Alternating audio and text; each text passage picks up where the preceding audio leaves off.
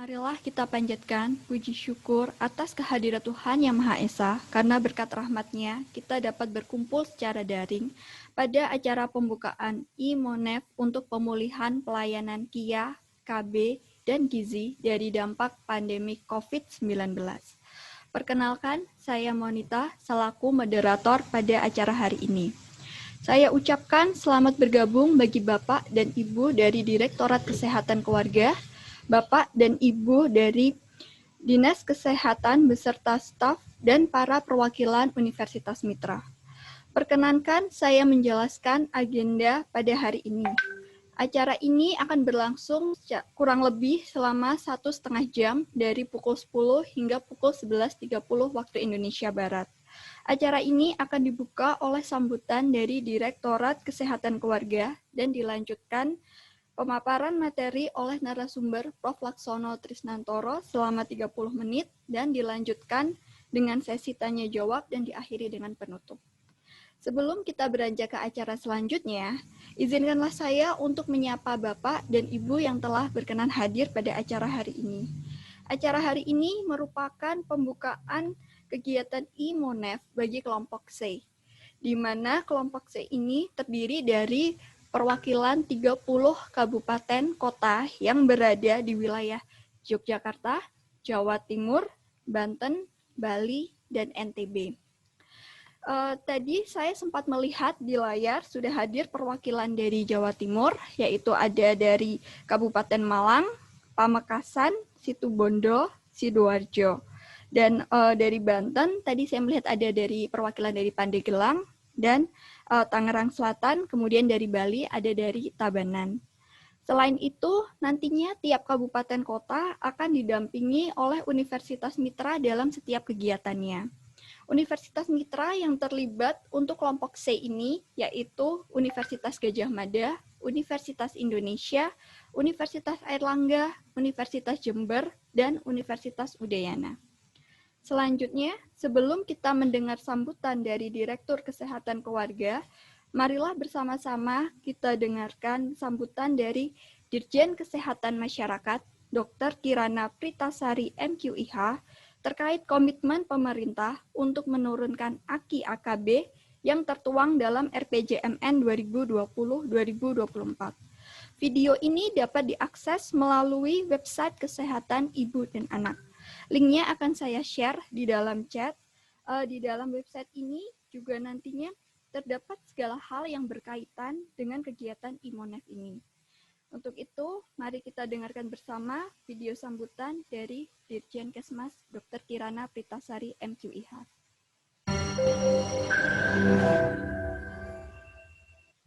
Assalamualaikum warahmatullahi wabarakatuh. Salam sejahtera bagi kita semua. Bapak dan Ibu sekalian yang saya hormati, kematian ibu dan bayi merupakan masalah di Indonesia. Pemerintah berkomitmen untuk menurunkan angka kematian ibu dan bayi sebagai program prioritas nasional. Hal ini tercantum dalam dokumen RPJMN 2020-2024.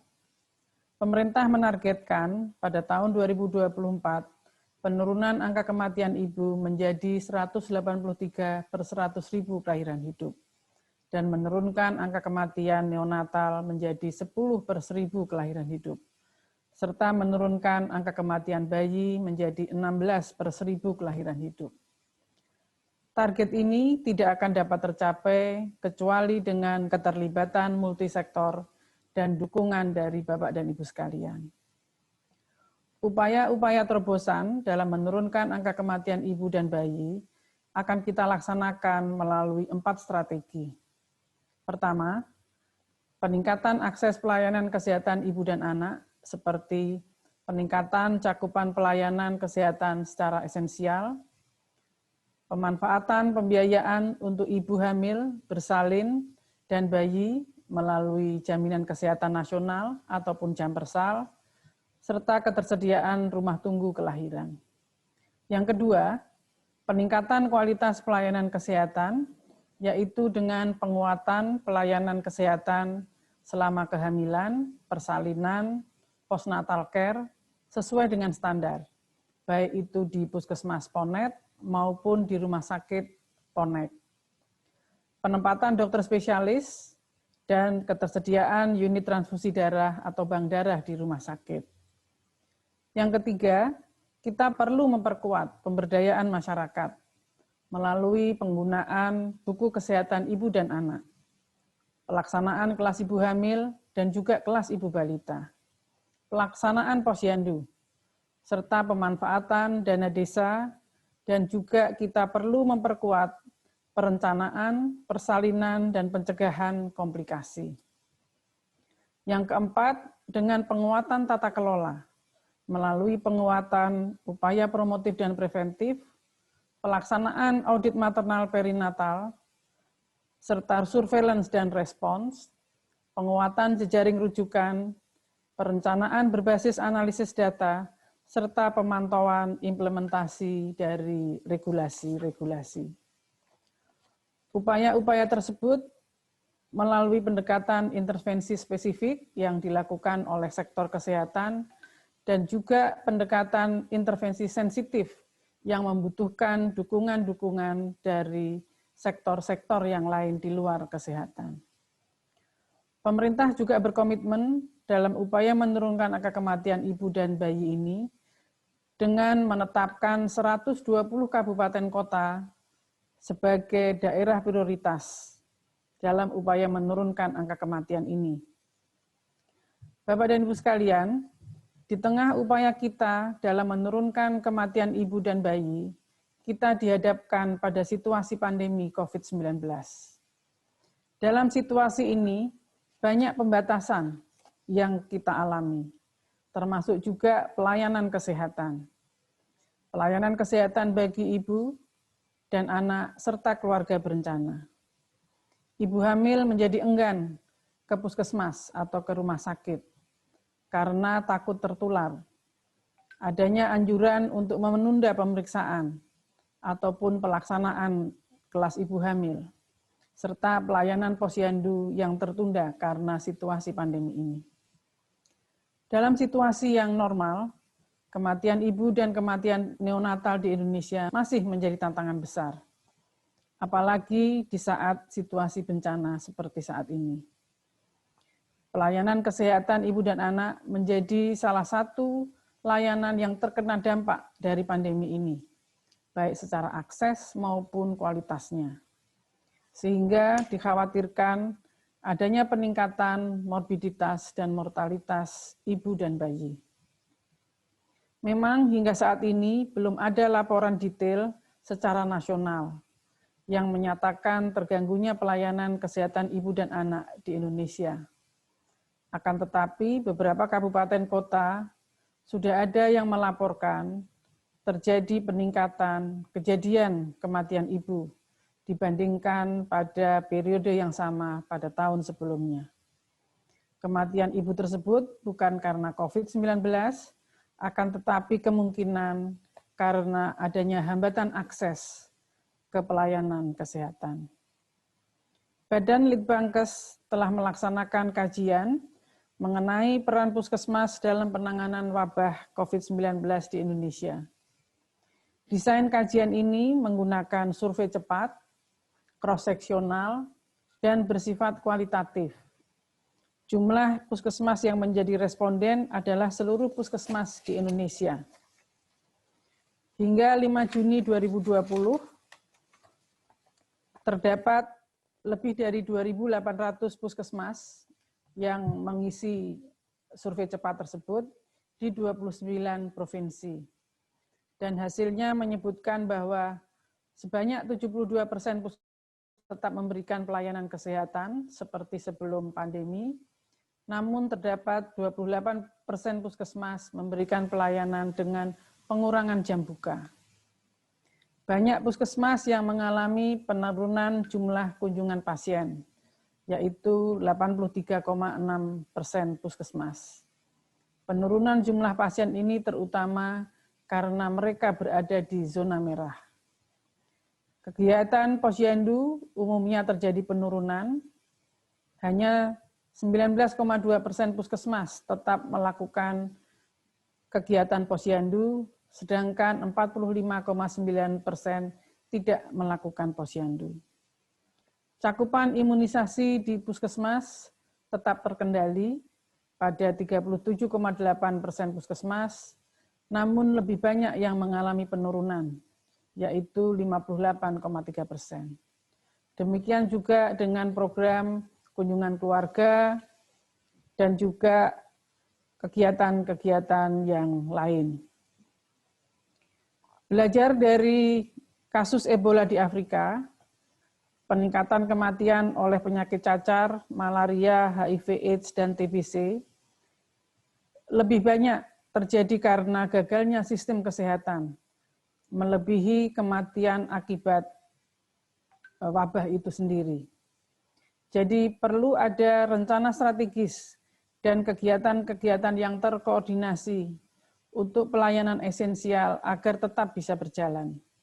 Perlu adanya mitigasi risiko agar sistem tidak kolaps.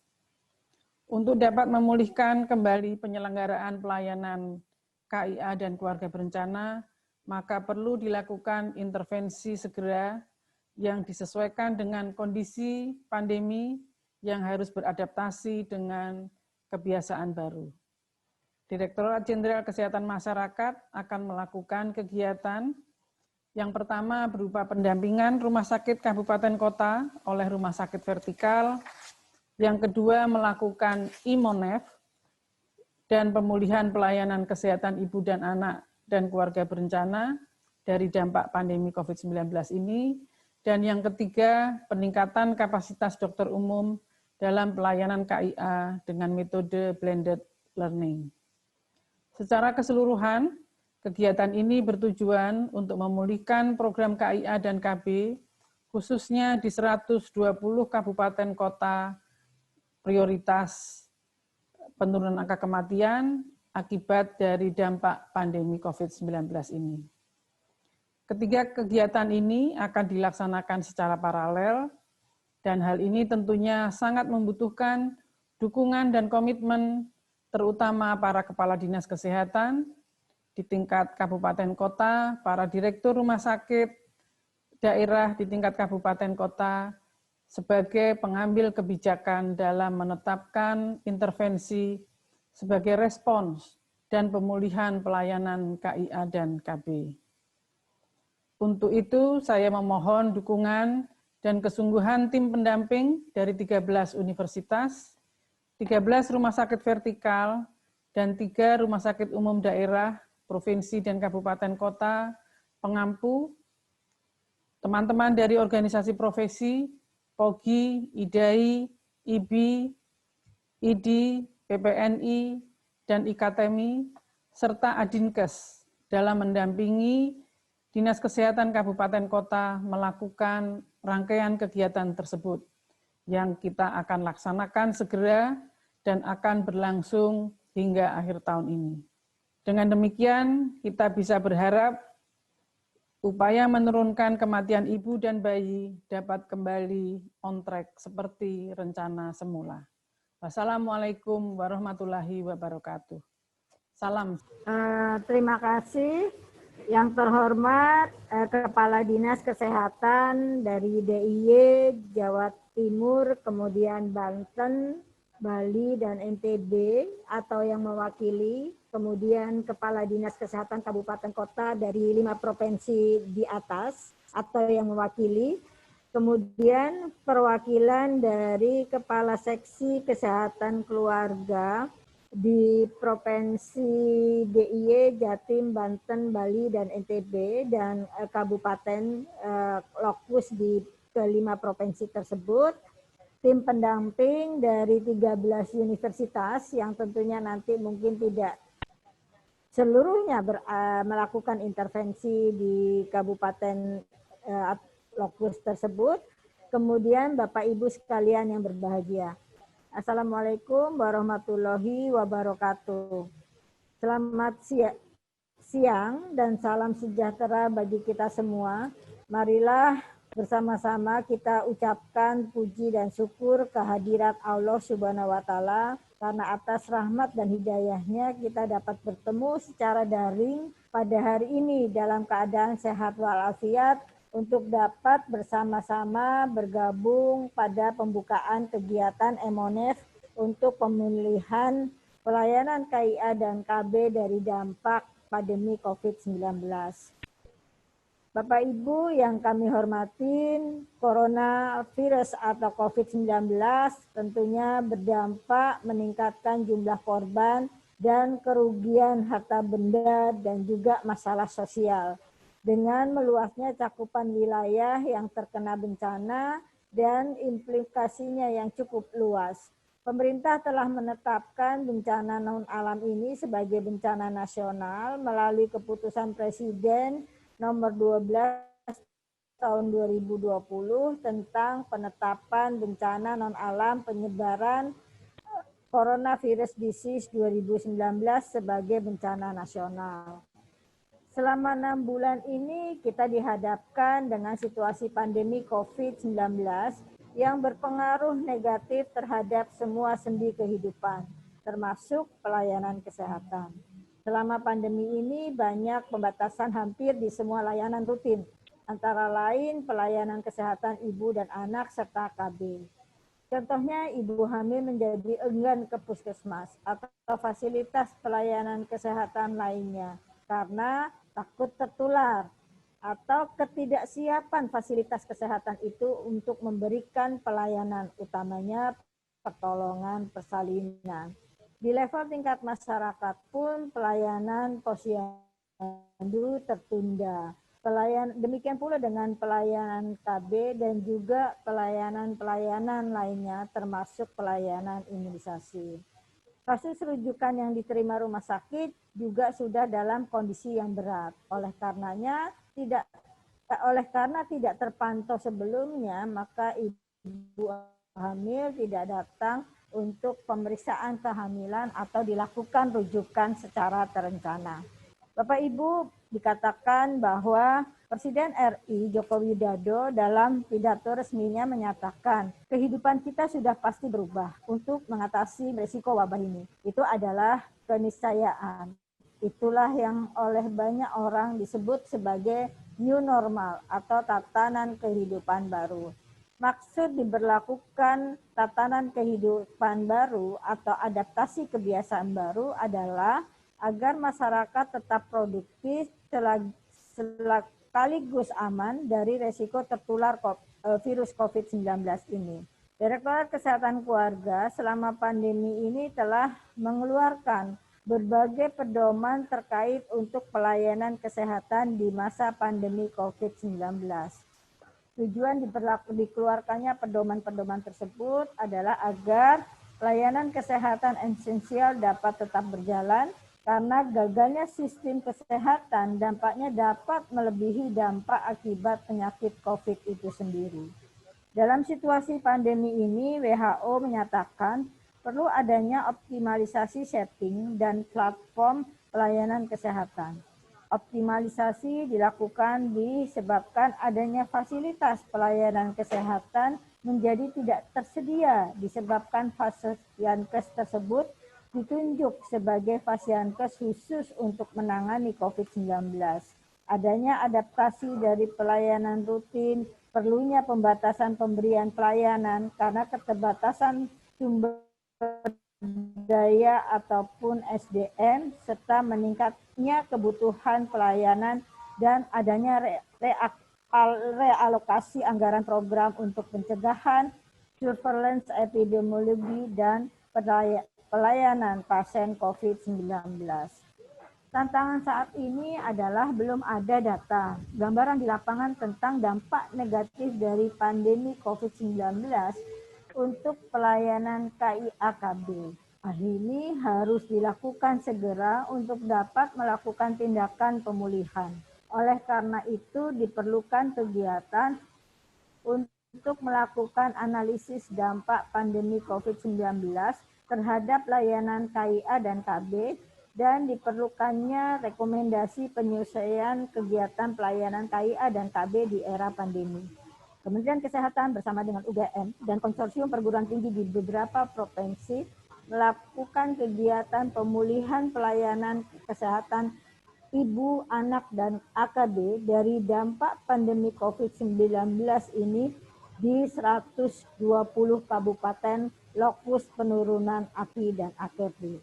Harapan kami adalah agar kegiatan pemulihan ini bisa berjalan dengan baik, di mana Dinas Kesehatan Kabupaten Kota akan dibantu oleh mitra universitas mampu melakukan analisis dari data-data yang ada terhadap dampak pandemi COVID-19 ini di kota kabupaten kota masing-masing, serta dihasilkannya rekomendasi strategi penyelesaian kegiatan dan dokumen policy brief di setiap masing-masing kabupaten kota yang bisa nantinya dijadikan sebagai bahan advokasi kepada pemerintah daerah dalam rangka meningkatkan pelayanan KIA dan KB. Akhirnya dengan mengucapkan Bismillahirrahmanirrahim, acara pembukaan kegiatan MONEF untuk pemulihan pelayanan KIA dan KB dari dampak pandemi COVID-19 ini secara resmi saya buka. Terima kasih. Wassalamualaikum warahmatullahi wabarakatuh. Hari ini kita mulai bersama-sama untuk membahas mengenai IMONEF dalam rangka pemulihan pelayanan kesehatan ibu anak, KB, dan gizi dari dampak pandemi COVID-19.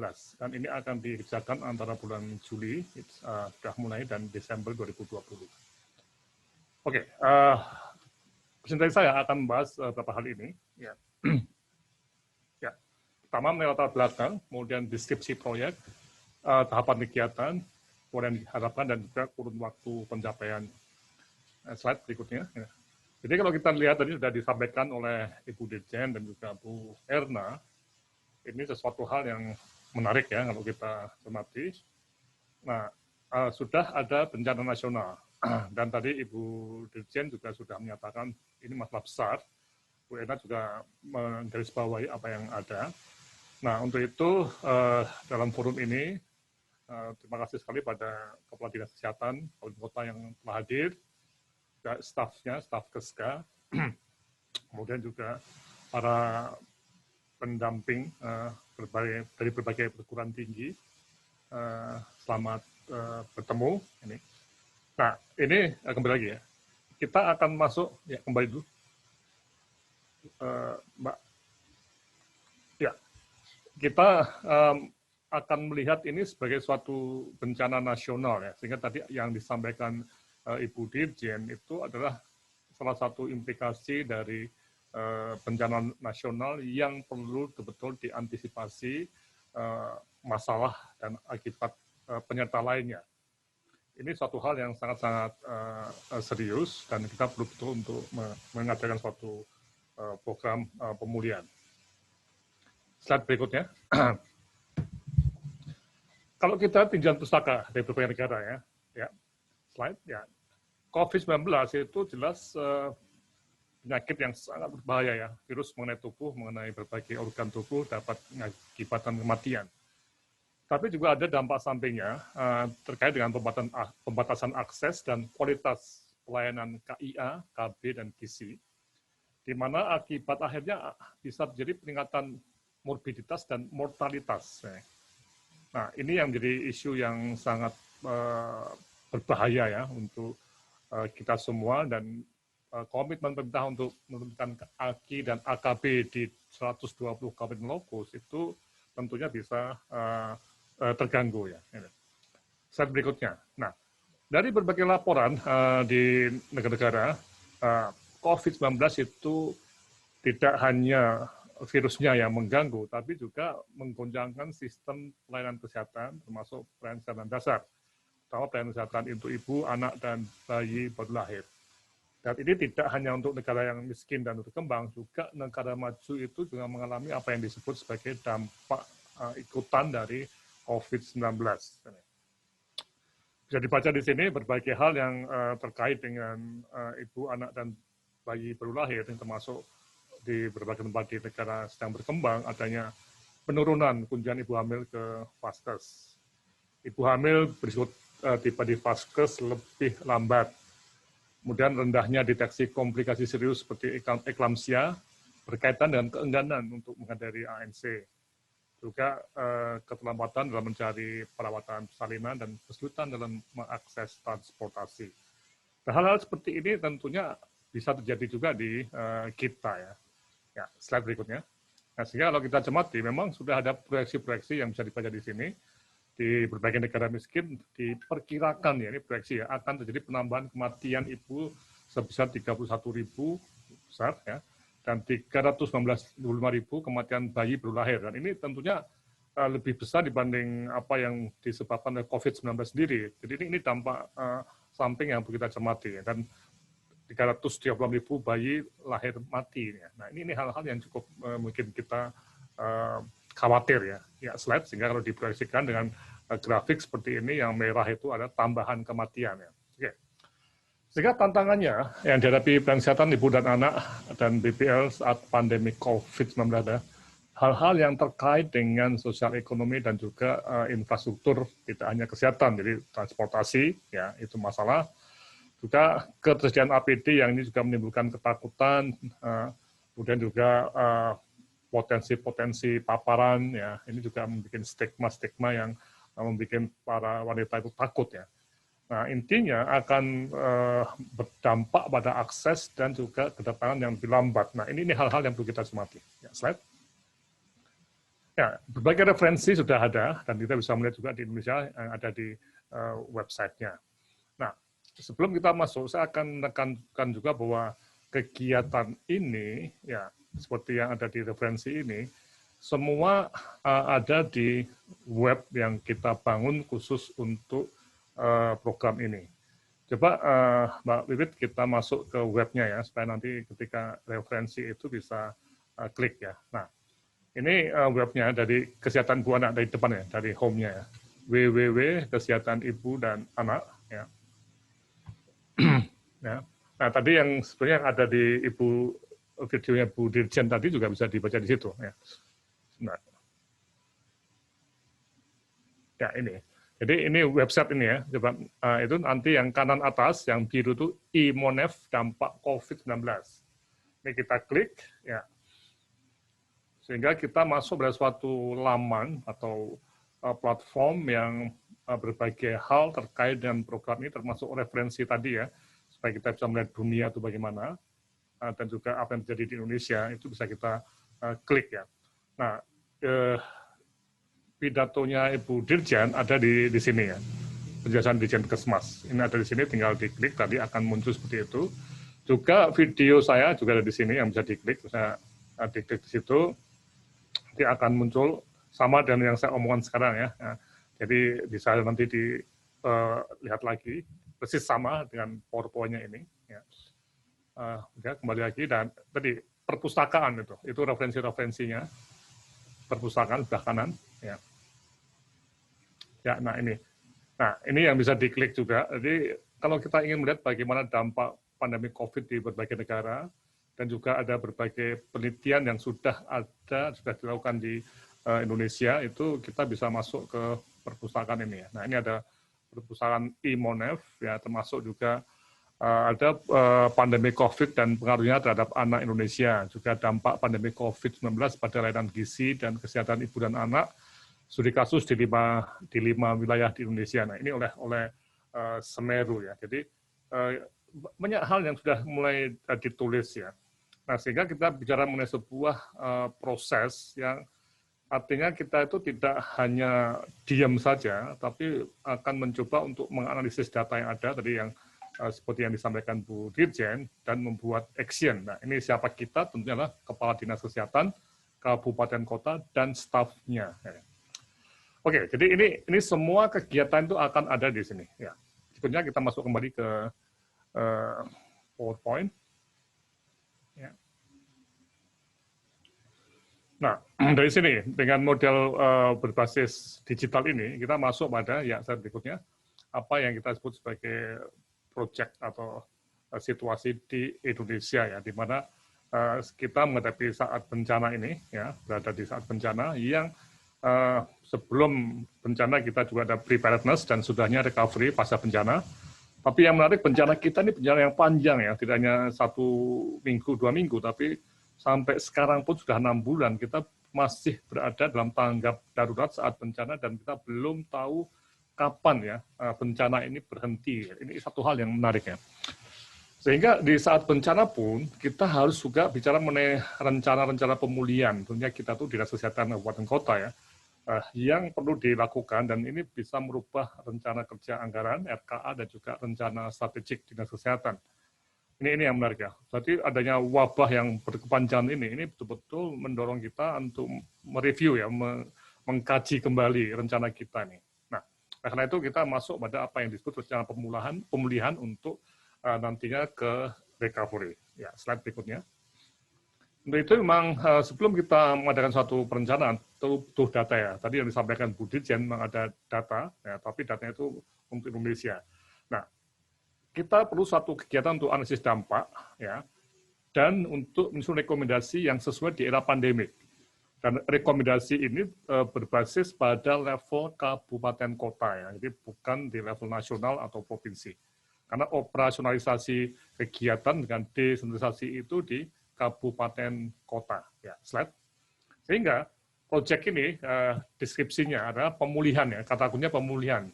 Pelayanan kesehatan ibu anak, KB dan gizi dari pengaruh pandemi COVID-19 dalam rangka monitoring dan evaluasi program KI gizi di kabupaten kota.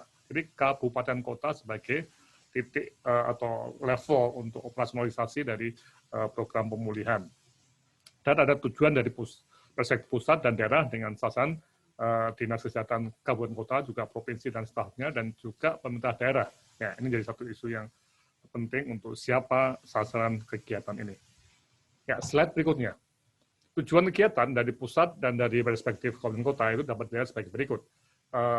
Pusat, ya slide, ya, itu akan melihat kegiatan ini sebagai suatu cara inovatif, yaitu e-Monef yang mengandalkan pengumpulan data secara elektronik dan penyajian data digital berbasis peta untuk, nah ini, bukan feedback ya. Jadi data itu tidak hanya berupa data saja, tapi dipakai untuk analisis dan ada feedback, serta mendorong Dinkes untuk melakukan analisis kebijakan dan rekomendasi kebijakan pemulihan ke pimpinan daerah dan pihak-pihak terkait, sekali lagi di level kabupaten kota ya.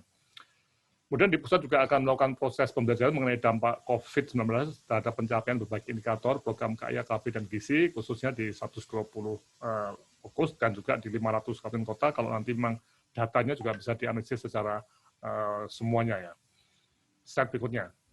Nah, dalam perspektif Dinas Kesehatan itu di poin 1, 2, 3 ini memang ada suatu situasi yang menarik ya, bahwa Pemda itu harus punya gambaran dampak pandemik secara real ya, dan datanya itu ada dengan asumsi data itu benar ya.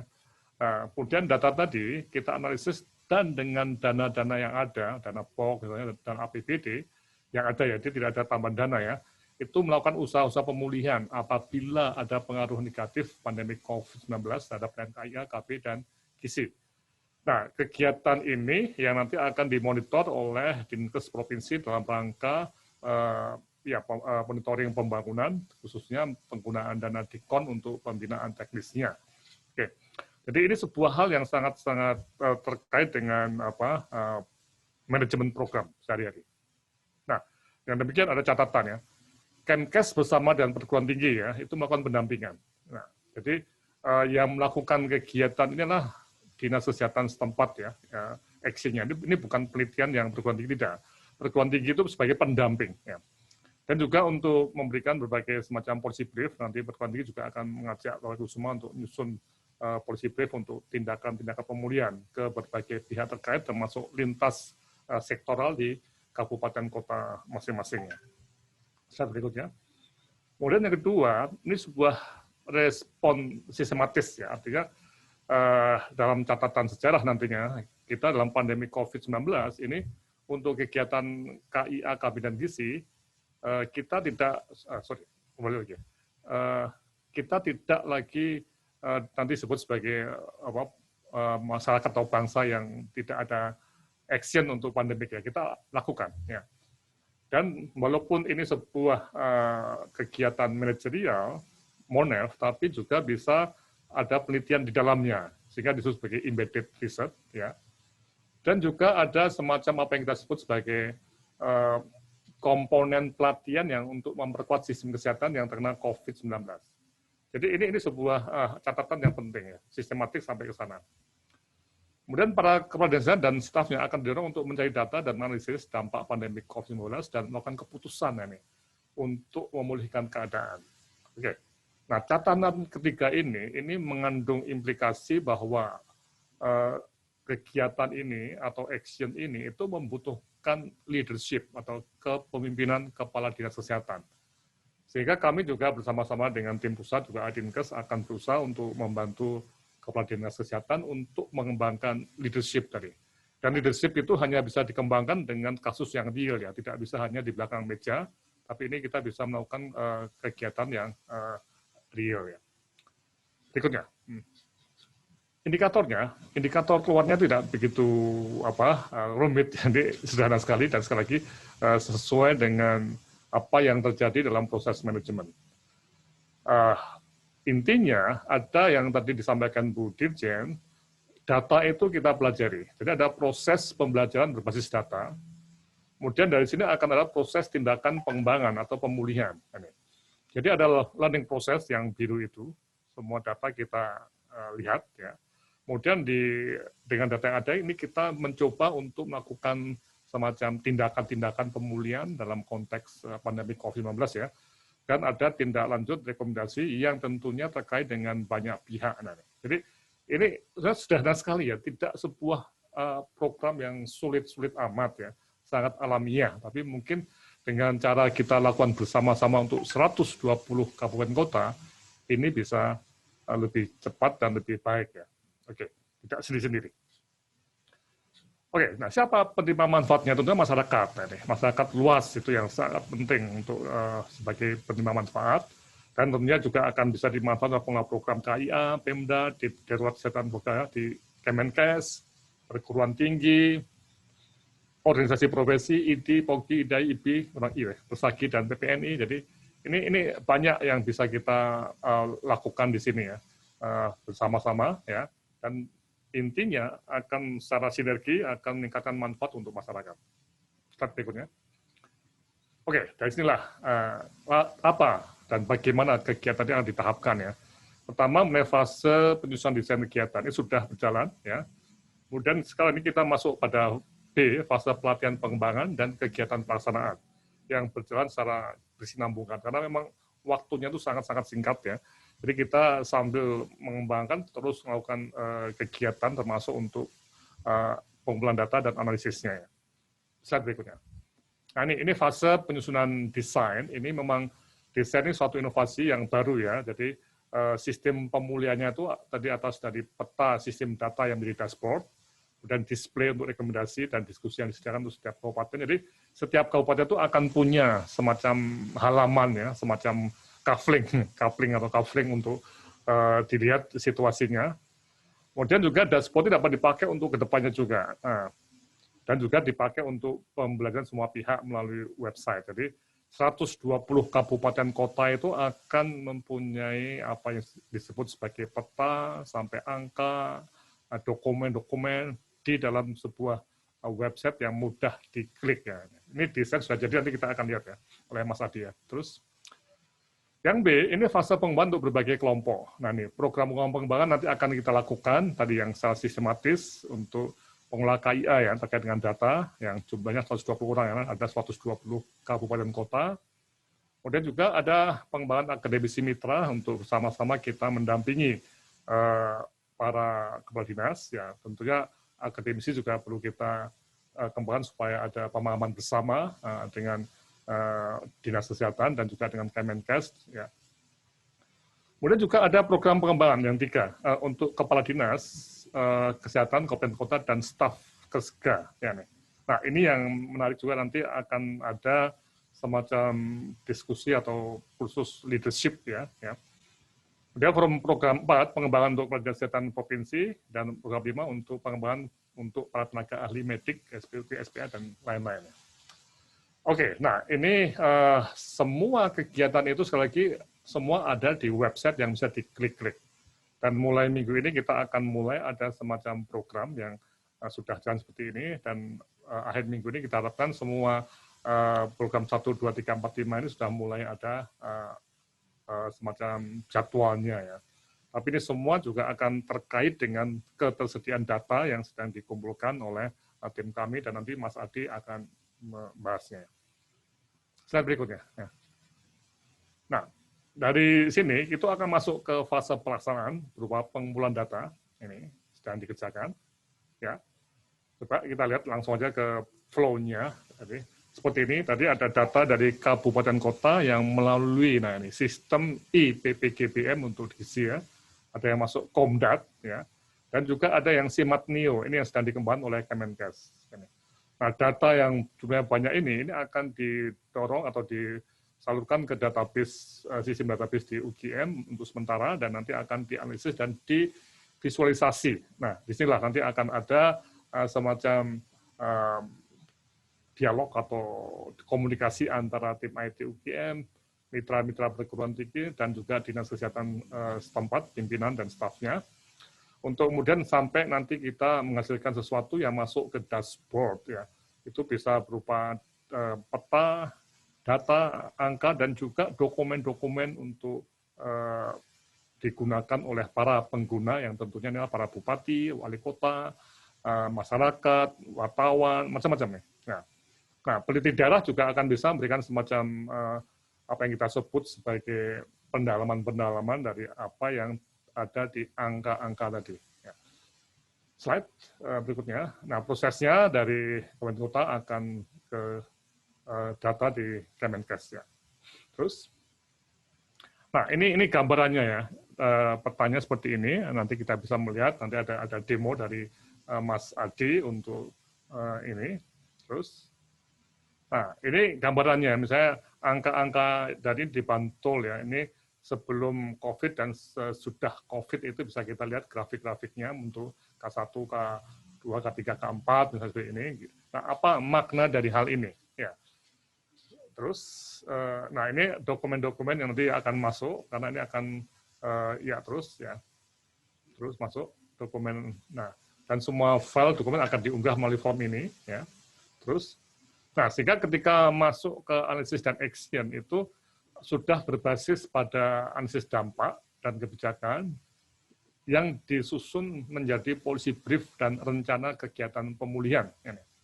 Jadi ini satu aliran atau flow yang sangat alamiah ya. Jadi kita ngikuti apa yang ada di lapangan. Slide berikutnya. Sehingga keluaran yang diharapkan, dan ini yang jadi satu hal yang penting, program ini akan menampilkan data digital di web tadi ya. Nanti akan dilihat. Kemudian analisis dampak COVID-19 ini dengan didampingi oleh lintas mitra ya. Jadi ada dokumen seperti ini yang juga paperless ya, tidak ada kiriman kertas atau apa ya. Tadi semua akan diupload atau diunggah di web. Kemudian juga analisis kebijakan mengenai pandemi COVID ya, policy brief dan rencana pemulihan. Kemudian kalau ini sudah dilakukan, tentunya laporan kegiatan pemulihan yang disusun oleh Dinkes Kota ya. Ini betul-betul kegiatannya mandiri ya, bukan dari perguruan tinggi.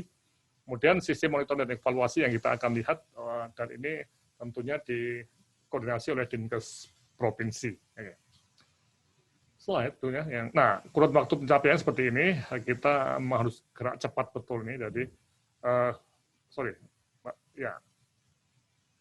bulan Agustus ini kita sudah masuk ya pada kegiatan ini, dan kita harapkan minggu depan data sudah harus mulai dianalisis, data yang sudah masuk langsung kita coba mulai analisis ya, terutama dari Komdat ya. Kalau dari Simatnio itu masih agak lama ya, mungkin baru saya nggak tahu, nanti Pak Adi yang bisa memberikan semacam time frame-nya ya. Tapi minggu depan kita akan mencoba untuk masuk ke data yang terkait dengan Komdat, termasuk K1, K2, K3, dan K4 ya.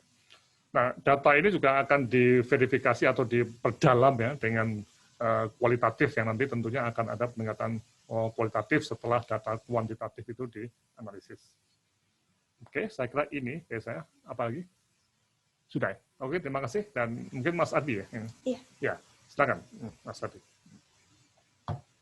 Selanjutnya kepada Mas Adi agar dapat mempresentasikan kepada Bapak dan Ibu dari Dinas Kesehatan Kabupaten Kota yang hadir untuk setidaknya mereka mendapatkan gambaran seperti apa data yang nanti akan ditampilkan atau websitenya seperti apa. Ya, kepada Mas Adi dipersilahkan. Ya, Mbak Monita, terima kasih. Apakah suara saya jelas terdengar? Ya, jelas, Mas. Silahkan. Ya. Selamat pagi Bapak Ibu semua dari Dinas Kesehatan Kabupaten Kota, dari Kementerian Kesehatan, tadi ada Bu Erna, dan rekan-rekan semua. Saya di sini, tadi Pak Laksono sudah menyebut nama saya beberapa kali, Mas Adi. Itu saya, nama lengkap saya Insan Rekso Adi Wibowo, dipanggil Adi. Di sini saya membantu untuk memberikan dukungan IT dalam bentuk pembuatan dashboard yang akan menjadi sumber data atau pedoman aktivitas dalam melihat data-data yang ada di kabupaten kota. Jadi kalau misalnya tadi Pak Laksono menyebutkan bahwasannya kegiatan ini semuanya berbasis web, semuanya bersifat jarak jauh. Nah, salah satu unsur vitalnya adalah dashboard ini untuk mengkomunikasikan data-data yang ada di kabupaten kota dengan baik Kementerian Kesehatan, dengan tim UGM, dan juga mitra-mitra universitas. Nah, dashboard ini saya akan share screen.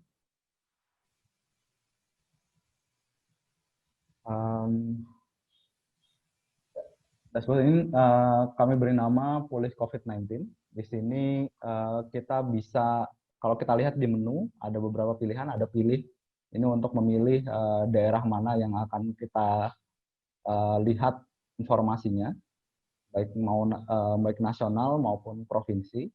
Lalu ada data, nanti ada analisis dampak, analisis kebijakan, policy brief, dan akan ada nanti second hasil. Kita akan lihat satu-satu bagaimana fungsinya.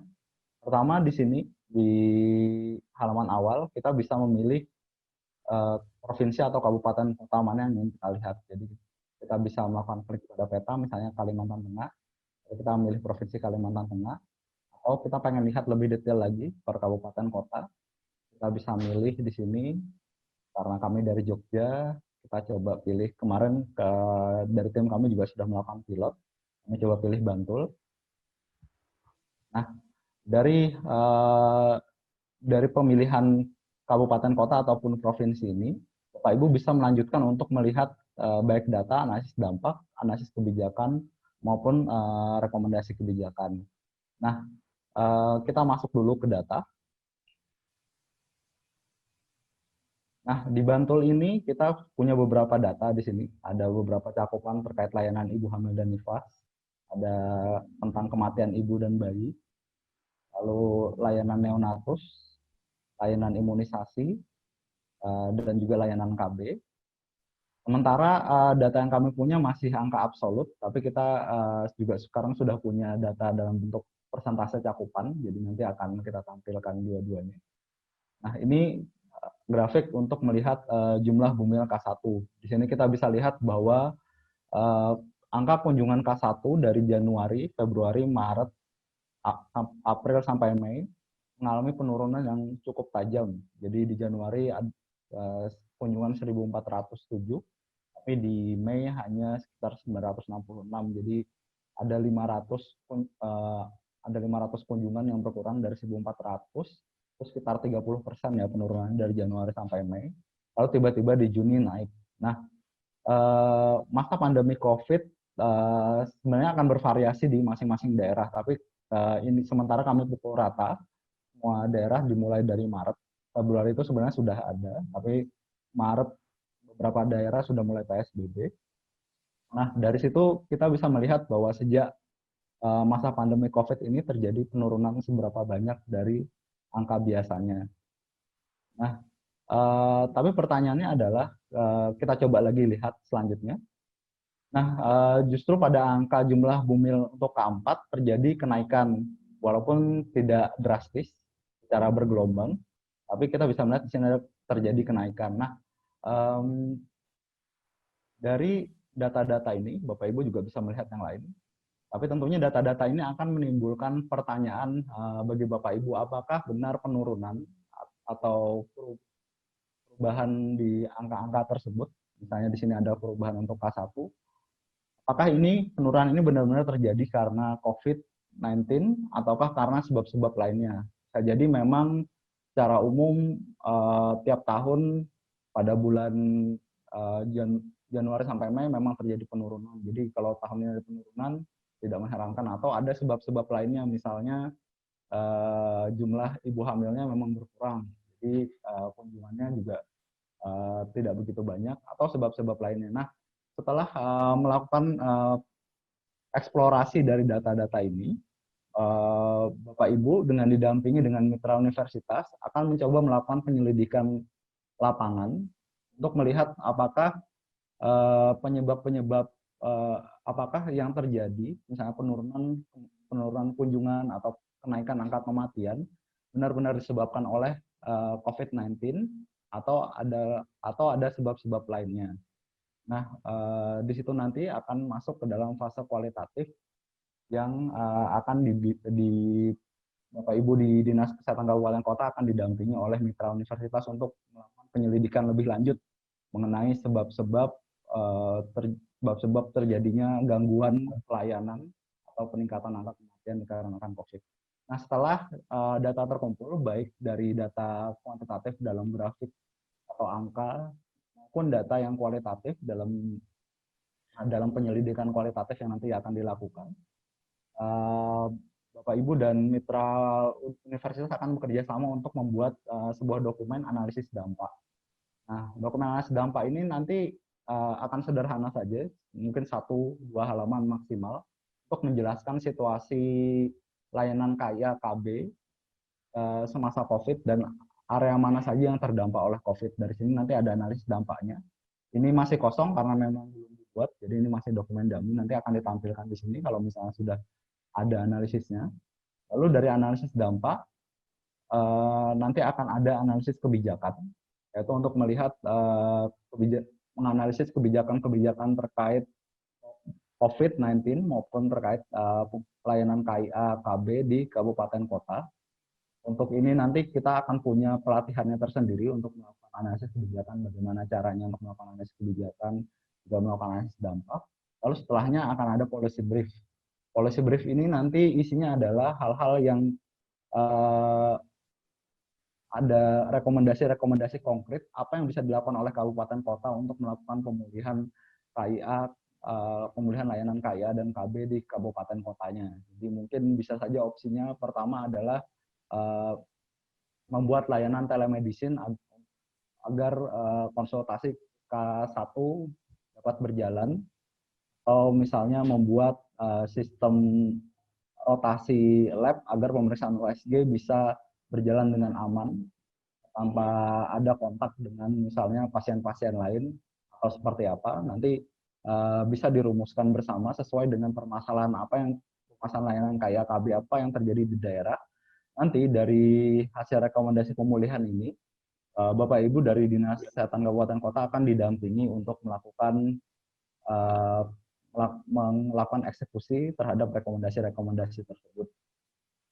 Nah, di halaman submit hasil ini nanti untuk Bapak Ibu atau dari mitra universitas, apabila sudah ada hasil analisis dampak atau analisis kebijakan atau policy brief, bisa diupload di sini. Nanti tinggal pilih apa jenis file yang diupload, lalu lakukan upload di sini, lalu selesai. Nah, secara garis besar seperti itu informasi mengenai dashboard ini. Sedikit tambahan dari saya untuk data. Tadi Pak Laksana juga menyebutkan bahwa kita akan mengambil data dari 3 sumber, yaitu Pomdat,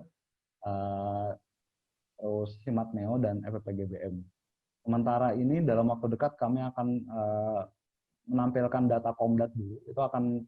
Data Komdat juga sudah, data Komdat sebenarnya lumayan kaya karena di situ ada cakupan K1, K4, terus angka kematian juga, ada pelayanan neonatus. Nah, itu nanti akan kami tampilkan di sini. Simatneo nanti akan berkaitan dengan data-data di level Vaskes. Jadi bagaimana cakupan di puskesmas, bagaimana cakupan di tempat praktek mandiri bidan atau di rumah sakit. Lalu dari EPPGBM nanti akan berkaitan dengan data-data terkait gizi. Gitu. Nah, demikian dari saya untuk pengenalan dari dashboard pulih COVID-19. Saya kembalikan kembali ke Mbak Monita di studio. Terima kasih. Oke, terima kasih atas penjelasannya Mas Adi. Selanjutnya kita akan mulai sesi diskusi. Bagi Bapak dan Ibu apabila memiliki pertanyaan atau pendapat yang ingin diutarakan, silahkan untuk mengangkat tangan ataupun menuliskannya dalam chat. Jika misalkan belum ada yang ingin bertanya, di sini saya juga akan memperkenalkan kepada Bapak dan Ibu kepada mitra universitas. Dikarenakan nanti dalam setiap kegiatan, itu nanti Bapak dan Ibu akan didampingi oleh mitra universitas. Di sini untuk kelompok C, itu nanti akan untuk wilayah Banten, itu nanti akan didampingi oleh Universitas Indonesia. Dan di sini sudah ada Ibu Sri Calada dan Ibu Nur Khotimah Elviani sebagai koordinator. Kepada Bu Nur Khotimah Elviani atau Bu Sri Calada, ya, silahkan dapat memberikan sepatah dua patah kata kepada Bapak dan Ibu dari Dinas Kesehatan Kabupaten Kota yang akan diampu. Ya, selamat pagi Bapak Ibu. Assalamualaikum warahmatullahi wabarakatuh. Saya Nur Khotimah Elviani beserta rekan-rekan teman saya yaitu dari Universitas Indonesia ingin memperkenalkan terlebih dahulu, yaitu ada saya Nur Khotimah Elviani untuk penempatan di Tangerang. Terus ada Sri Calada untuk penempatan di Kabupaten Lebak. Terus ada juga nanti dibantu dengan teman-teman saya juga, yaitu ada Herawati untuk penempatan di daerah Tangerang juga, sama ada Givari untuk penempatan di Serang, dan juga Yosi Dwita untuk penempatan di Pandeglang, dan Cindy Prastika untuk penempatan di Cilegon.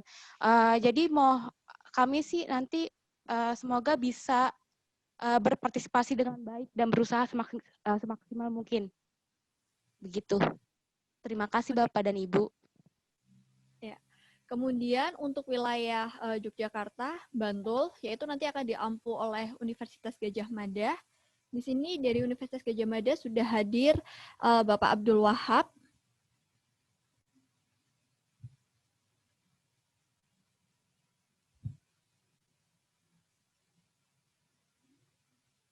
Ya, kepada Bapak Abdul Wahab. Ya, Assalamualaikum warahmatullahi wabarakatuh. Ya, saya dari perwakilan UGM. Sebenarnya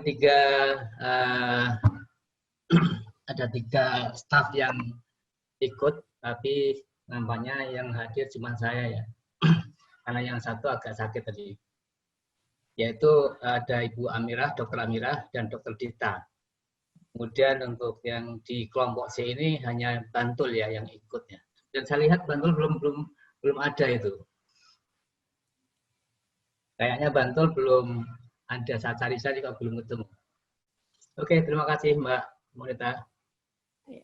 Terima kasih Pak Abdul Wahab. Sepertinya Bantul ini sedang berhalangan hadir. Selanjutnya, Jadi saya nggak ada anggotanya ini. Selanjutnya kita akan berpindah untuk wilayah Jawa Timur. Wilayah Jawa Timur nantinya akan diampu oleh dua universitas, yaitu Universitas Airlangga dan Universitas Jember. Untuk yang pertama, dari Universitas Airlangga, ada Bu Ratna Dwi Wulandari yang sebagai perwakilan. Ya, kepada Bu Ratna, dipersilahkan. Selamat pagi Mbak Monita, selamat pagi Prof, dan selamat pagi Bapak Ibu semuanya dari kabupaten kota di Jawa Timur yang menjadi wilayah kami. Untuk UNER kita ada di 9 kabupaten kota tim kami berempat ya. Nanti kami akan mengerjakannya secara bertim, jadi tidak kami bagi siapa di kabupaten mana. Jadi tim kami berempat. Saya sendiri, Ratna, kemudian ada Ibu Nyoman, kemudian ada Bu Hanifia hadir juga sekarang. Ada Bu Tandi juga hadir. Bu Nyoman kebetulan berhalangan hadir. Nanti kami berempat akan mengampu untuk kota, ini Mojokerto, kota apa kabupaten ya? Mungkin nanti bisa diperjelas untuk Mojokerto karena ada kabupaten ada kota. Nomor 1 di sini tidak tertulis kota atau kabupatennya. Mungkin kabupaten ya. Kabupaten Mojokerto, kota Surabaya, Pasuruan juga. Mungkin bisa diklarifikasi nanti Pasuruan kota atau kabupaten juga. Kemudian Bojonegoro, Banyuwangi, Sidoarjo, Pamekasan, Gresik, dan Magetan. Mungkin itu yang nanti akan banyak berhubungan dengan kami dari UNER. Terima kasih. Terima kasih Bu Ratna. Untuk Pasuruan itu kabupaten Bu Ratna. Dan juga Mojokerto kabupaten. Mojokerto kabupaten juga. Ya. Oke, baik. Terima kasih. Ya. Selanjutnya dari Universitas Jember ada Bu Nikmal Baroya dan Bu Elok Permatasari. Ya, kepada Bu Nikmal. Ya, Bu Nikmal. Dipersilahkan. Siap, Mbak Monita. Assalamualaikum warahmatullahi wabarakatuh. Yang terhormat Prof. Laksono, Ibu Dr. Erna Mulati, Mbak Monita, dan seluruh perwakilan universitas serta perwakilan Dinkes yang hadir pada hari ini. Perkenalkan, saya Nikmal Baroya dari FKM UNEDS beserta teman sejawat yaitu Ibu Yani Ketri Herawati dan Ibu Dr. Elok Permatasari yang akan bertanggung jawab mendampingi di 9 kabupaten, yaitu di Jember, Bondowoso, Situbondo, Lumajang, Jombang, Kediri, Tulungagung, Malang, dan Sampang. Ada total 9 kabupaten dan kami bertiga, jadi untuk memudahkan prosesnya kami membagi per pendamping adalah 3 kabupaten. Saya mendampingi Jember, Bondowoso, dan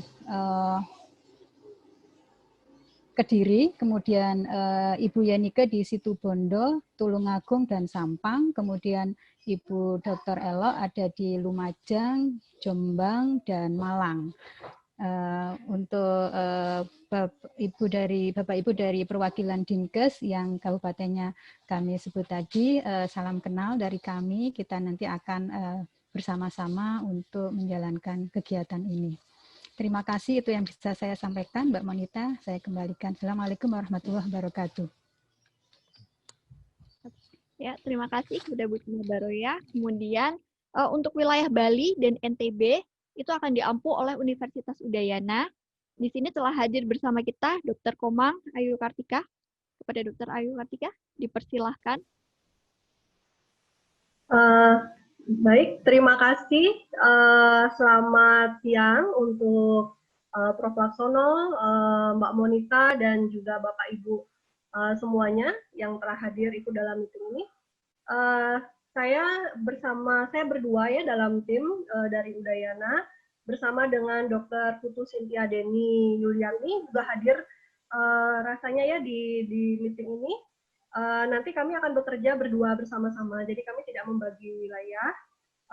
Jadi kami akan memiliki 5 wilayah ya, jadi ada 2 di Bali, itu Tabanan, Karangasem, kemudian Lombok Tengah ya, Lombok Timur, dan 1 di NTT, Timur Tengah Selatan. Ya, saya harap nanti kita bisa bekerja sama dengan kami bisa bekerja sama dengan baik bersama dengan Bapak Ibu semua di kabupaten kota sehingga bisa menghasilkan rekomendasi-rekomendasi sesuai dengan yang dibutuhkan. Terima kasih. Terima kasih, Dokter. Selanjutnya bagi Bapak dan Ibu yang ingin bertanya atau mau mengemukakan pendapat, dipersilahkan. Jika belum ada, Prof. Laksono, saya boleh bertanya karena kemarin itu sudah ada beberapa staf yang ketika saya memberitahukan tentang kegiatan ini, mereka bertanya-tanya gitu. Kegiatan ini apa bedanya IMONEF dengan MONEF yang biasa? Nah, terus yang kedua, data-data seperti apa yang perlu mereka persiapkan? Ya, gitu. Ya, terima kasih Mbak Monita ya. Jadi IMONEF itu memang beda ya. Jadi kalau Monef itu memang datang ke lapangan, ambil data dan langsung gitu ya. Nah, tapi kalau iMonef ini kita menggunakan platform digital ya, yang tadi disampaikan Mas Adi ya. Jadi data itu akan masuk dan kita sajikan dan dianalisis ya untuk feedback-nya. Nah, ini yang membedakannya ya. Nah, sehingga untuk 120 itu dengan kegiatan yang sangat ekstensif ini, kita harapannya itu bisa melihat di level pusat ya. Di level pusat itu ada pola untuk 120 lokus tadi. Bagaimana yang terjadi karena pandemi COVID ini memang betul-betul luas dampaknya dan tidak hanya virusnya ya, sekali lagi ya, tadi ada juga dampak ikutan ya. Nah, kemudian untuk level kabupaten kota ini tentunya bagaimana iMonef ini bisa didorong oleh kementerian, oleh pusat ya, dan didampingi secara digital tadi. Karena dalam masa pandemi COVID-19 ini tidak mungkin para pendamping itu datang karena kita punya harus mematuhi pada physical distance ya, tidak mungkin kita datang ke lapangan. Nah, dari pendampingan tadi itu kuncinya dalam iMonef itu harus ada respon, ya, respon yang tentunya direncanakan dan ditentukan oleh Dinas Kesehatan setempat bersama-sama tentunya Pemda dan juga masyarakat dan sektor terkait ya nih. Nah, inilah yang kita sebut sebagai Monef berbasis digital.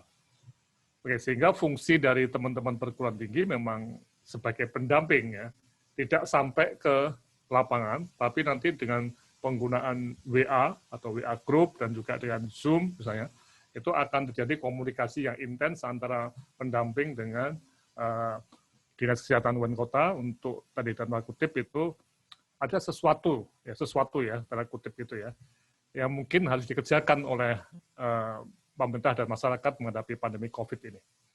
Itu yang bedanya. Ya. Kalau ini ada pertanyaan juga dari Pandeglang, dari Dinkes Pandeglang terkait dengan website Pulih COVID sendiri. Ya. Nah itu apakah kapan kita bisa mengakses atau nanti kita harus login atau bagaimana Prof terkait website itu? Websitenya itu kita buka lagi ya. Masuk misalnya melalui Google ya. Jadi kita tahu mulai dari depan ya, www, coba kita lihat dari depan ya. Kita coba dari depan, www kesehatan ibu anak, coba diulang aja. Jadi ini tidak pakai login ya, itu terbuka ya. Coba masuk www kesehatan ibu anak. Bapak Ibu semua tolong semua mengetik ya. www kesehatan ibu anak, ada dash-nya ya. Nah ini. Nah ini kita akan bisa melihat di situ, ya, ibu anak. Coba klik di sini. Coba ya, ambil dilihat. Ya, bagi Bapak dan Ibu bisa kita lihat bersama. Ini adalah websitenya. Ya. Kemudian, Prof. Ya, nah disinilah kita akan melihat ya website ini terbuka dan nanti masuk ke, coba Bapak Ibu semua masuk yang biru itu Pak, iMonef dampak COVID-19. Ya, nah ini. Ini kita bisa melihat seluruh kegiatan itu di sini. Jadi kalau ini dijadikan kertas itu bisa ratusan halaman. Ya, misalnya kita masuk ke videonya Bu Dirjen ya tadi ya, coba kita klik ya. Nah, ini akan muncul seperti ini. Jadi kita bisa pelajari mengapa. Assalamualaikum warahmatullahi wabarakatuh. Ya, Kemenkes itu mengembangkan hal ini ya. Itu alasannya tuh kelihatan di sini. Ya. Oke, terus matikan coba. Kemudian juga video saya juga ada tadi di sini. Materi proposal juga ada. Ya. Nah, kemudian ini semua juga akan ditopang oleh WA Group ya. WA yang ada pengumuman-pengumuman. Jadi misalnya ada materi baru di web itu akan dikirim pengumuman dan nanti akan tinggal diklik silahkan baca. Jadi mudah sekali. Nah, bisa dibuka nggak di Pandeglang, bisa dibuka nggak mikrofonnya supaya bisa interaktif gitu ya, bisa bicara.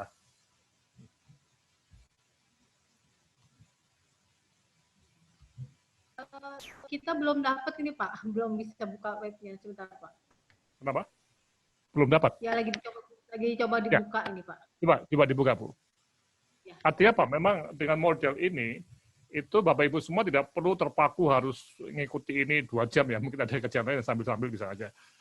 Tapi sorenya atau malamnya atau kapanpun ya, bisa betul-betul membaca lagi ya, atau melihat videonya Bu Kira apa sih maksudnya seperti itu. Dan nanti akan banyak sekali hal-hal yang terkait dengan pembelajaran pengembangannya, termasuk untuk kepala dinas itu ada diskusi mengenai leadership ya. Ya, jadi jangan sampai kita itu menyia-nyiakan ini kesempatan ini. Sayang sekali kalau kita tidak kerjakan dengan sebaik-baiknya. Ya, berarti dashboard pengisian itu juga ada di CUF itu ya Pak ya? Dashboard pengisian, ya dashboard yang COVID-19, dashboard pulih 19. Oh ya. Ya, itu ada di situ juga ya Pak ya? Ya, nanti akan diumumkan melalui WA. Untuk klik ini nanti akan masuk ke sana dan akan mengisi datanya. Ya, nanti apabila tadi dikatakan oleh Mas Adi ya, itu analisis kebijakannya itu sudah ada, ya. Nanti akan ada satu klik yang begitu dokumen sudah ada, nanti di-attach, dilampirkan dalam form tadi, langsung terkirim ke pusat, nanti akan dimasukkan ke dashboard tadi, Bu. Bisa dipahami ya? Untuk pelaporannya itu ada tanggal ininya Pak, ada tanggal batas waktunya? Ya, kita akan adakan minggu depan, itu kita akan melihat data dulu, Bu. Nanti kita akan tentukan, mungkin ada yang cepat, ada yang lambat nanti, bisa terjadi. Gitu. Tapi ada batasnya waktu. Yang jelas bahwa program pemulihan itu harus mulai bulan Oktober atau November. Jadi September ini kita akan banyak membahas mengenai data dan penulisan analisis dampak, analisis kebijakan, dan policy brief-nya. Jadi kita akan melihat, dalam tanda kutip ya, sesuatu itu, menemukan sesuatu itu dalam proses ini. Sesuatu itu misalnya dampak negatif ya Bu ya. Kalau sekarang, saya boleh tanya Bu ya, di Pandeglang sudah ada nggak tanda negatif dari pandemi COVID-19 terhadap program KIA Bu? Ada nggak Bu? Untuk sampai saat ini tanda negatifnya memang belum terlalu jelas Pak, karena memang kita masih melaksanakan kegiatan di lapangan ya, menggunakan protokol kesehatan seperti pelayanan, masih sudah ada yang melaksanakan pelayanan posyandu seperti itu sudah. Terus kunjungan ke ibu hamil yang resti itu ke rumah-rumah kita laksanakan. Tapi jadi untuk sementara ini untuk data-data sih kita masih bisa merangkum kegiatannya Pak. Ya, tapi apakah sudah bisa dilihat penurunan ataupun tetap atau kenaikan, ada nggak?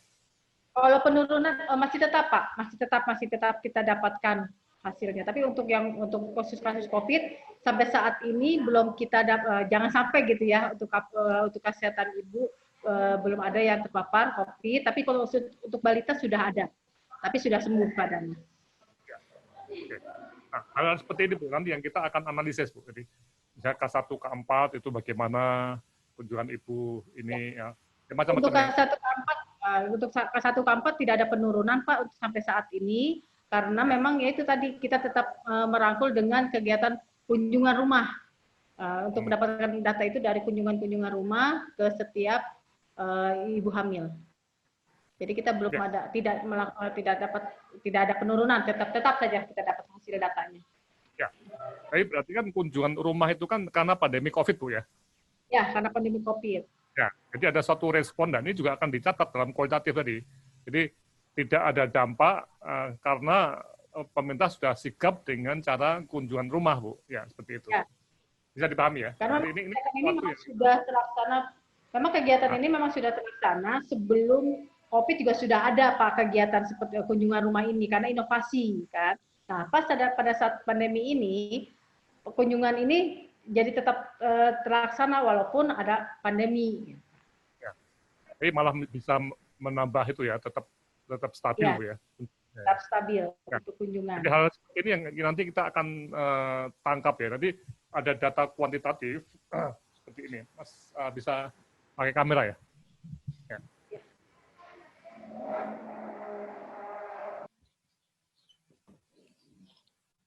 Jadi mengapa tadi ya? Jadi ini ada data kuantitatif ya, yang mungkin juga nanti akan kita tambahkan juga bagaimana kualitatifnya. Jadi misalnya datanya tetap, karena memang pemerintah daerah sudah sikap untuk memberikan semacam tindakan, misalnya tadi kunjungan rumah untuk itu, ya.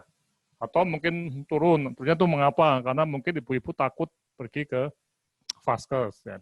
Begitu ya. Oke, terima kasih. Ya, selanjutnya Prof, ini ada pertanyaan dari Bu Sri Andari, dari Dinkes Sidoarjo. Itu berarti mengisi datanya nanti akan ada petunjuk lebih lanjut. Apakah ini mungkin juga menyambung pertanyaan dari yang kemarin juga ada bertanya, apakah mereka harus menginput data atau mereka tidak harus, mereka harus mencari data baru atau seperti apa Prof terkait datanya ini sendiri? Ya, langkah pertama itu mungkin Mas Adi, mana Mas Adi? Kita melihat data nasional ya. Silakan Mas Adi untuk menjawab pertanyaan ini. Ya, untuk menjawab pertanyaannya, apakah dari Dinas Kesehatan harus mengisi data?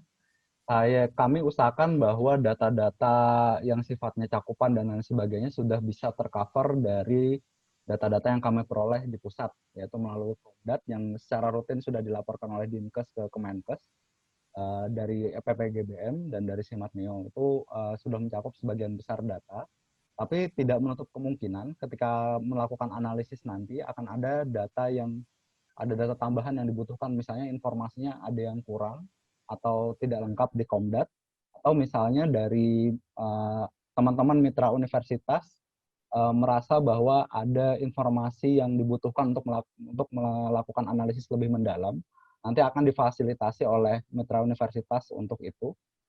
Jadi Bapak Ibu di Dinas Kesehatan Kabupaten Kota saat ini tidak diharuskan untuk melakukan entry data apapun untuk saat ini. Nah, nanti setelah proses analisis berjalan, lalu ada kurangan data, Bapak Ibu akan diminta untuk melakukan seperti yang saya sebutkan tadi, bersama-sama dengan mitra perguruan tinggi melakukan memberikan laporan secara kualitatif mengenai situasi COVID daerahnya. Seperti tadi Ibu dari Dinkes Pandeglang menyebutkan bahwa kunjungan rumah menjadi tombak bagi pelayanan KIA di Pandeglang untuk memaksimalkan kunjungan K1 misalnya.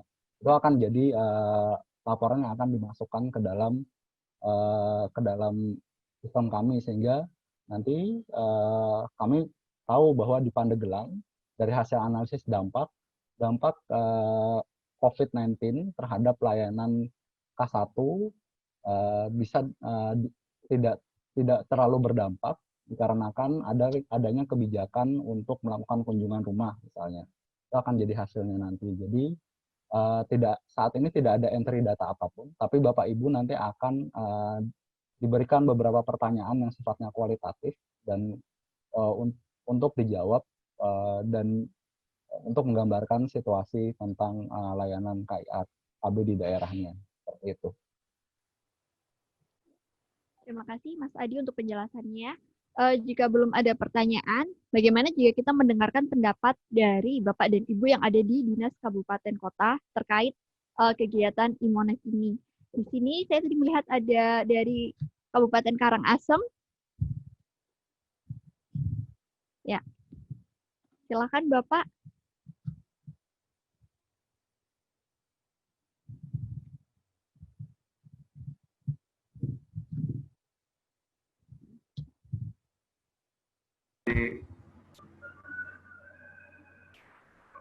Sebelah terkait dengan program Sling ya.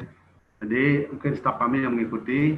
Jadi kita siap Pak, dengan Ibu siap dengan kegiatan ini, ya. Karena kita juga menginginkan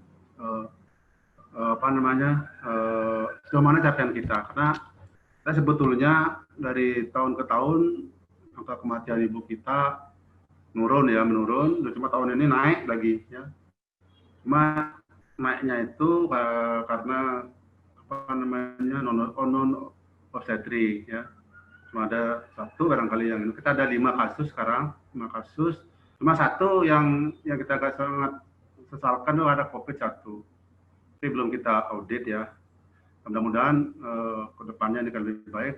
Cuma kita belum lihat ya belum berdata terkait dengan capaian K1 dan K4 kita ya, kita ukur sesuai dengan persyaratan yang disampaikan tadi. Kira itu Bu, yang dapat kami sampaikan. Terima kasih.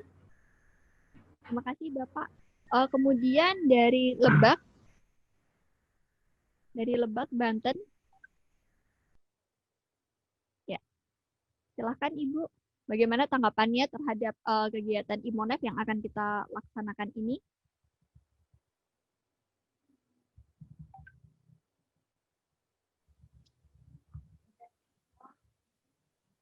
Halo, Ya, silahkan Ibu. Dokter Bu Nurul yang ngomong, Dok.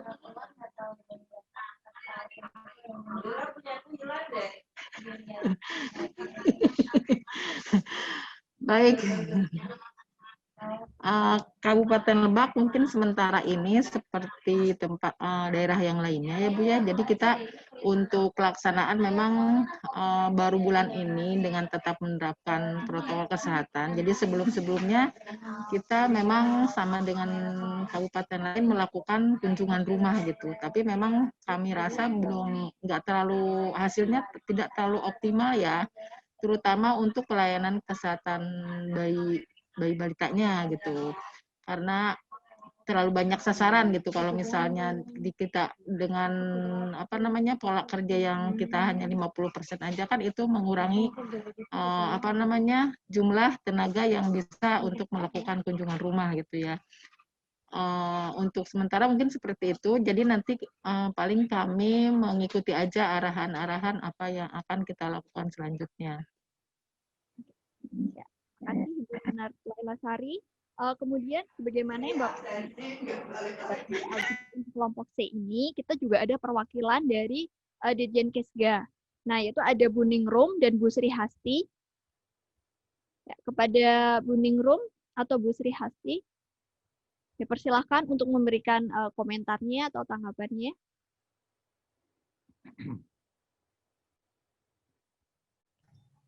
Belum ada. Belum ada. Ya, mungkin ini satu hal yang menarik ya. Mungkin dari teman-teman perguruan tinggi juga bisa memberikan komentar ya atau pertanyaan ya. Karena memang kembali pada esensi IMONEF tadi ya dan respon. Jadi satu hal yang menarik coba kita masuk ke webnya nih. Ke PowerPoint saya coba. PowerPoint ya. Jadi nanti yang sangat penting itu tiap-tiap kabupaten kota itu akan mempunyai semacam terus naik ya stop ya di sini ya. Nanti ini kan data nasional ya. Nanti juga akan ada misalnya Kabupaten Sukoharjo atau Kabupaten Bantul ya di sini ya. Nah, yang sangat menarik memang bagaimana tim kabupaten kota itu bisa menganalisis dampak pandemi COVID tadi. Dalam dokumennya itu mungkin ada semacam cerita yang kami tidak terpengaruh sama sekali, bisa terjadi ya. Mungkin kami terpengaruh pada awal-awalnya, tapi kemudian sudah ada respon yang adekuat sehingga dampak itu tidak lagi besar gitu ya. Jadi kita membaik ya. Jadi hal-hal seperti itu, ada penceritaan ya atau kisah mengenai apa yang terjadi selama pandemi COVID-19 tadi. Tapi kisah itu tentunya berbasis pada data. Data yang mungkin juga ada, kemudian data itu meragukan, bisa terjadi. Loh, ini kok kelihatannya banyak masalah, kok ini baik-baik semua. Nah, ini juga bisa dilihat juga ya. Sekali lagi kita tidak membuat suatu beban baru untuk dinas kesehatan dengan mencari data dan sebagainya, tidak. Ini semua data sudah ada, tinggal kita menganalisisnya, harusnya ya. Kemudian dalam analisis tadi, itu yang menjadi kunci itu memang kita mampu tidak untuk secara kritis menganalisis apa yang terjadi di wilayah kita ini. Nah, karena itu gunanya atau tujuan ada program pendampingan oleh perguruan tinggi itu supaya ada pihak luar yang bisa lebih melihat secara mungkin lebih objektif begitu ya. Nah, demikian ya. Selanjutnya telah bergabung bersama kita Bu Ningrum dari Ditkesga. Kepada Bu Ningrum, ya Pada Bu Ningrum, dipersilahkan untuk memberikan tanggapan atau komentarnya. Baik, terima kasih. Assalamualaikum warahmatullahi wabarakatuh. Selamat pagi, salam sejahtera. Terima kasih Prof. Laksono dan juga Bapak Ibu dari Dinas Kesehatan maupun dari Mitra Perguruan Tinggi. Kami dari Kesga memang berharap dukungan dari Bapak Ibu semua terkait untuk MONEF pemulihan layanan KIA ini. Karena kita tahu bahwa mungkin pandemi COVID ini akan terus berlanjut, jadi memang kami memerlukan strategi-strategi untuk bagaimana layanan KIA ini bisa berjalan kembali di era adaptasi kebiasaan baru ini.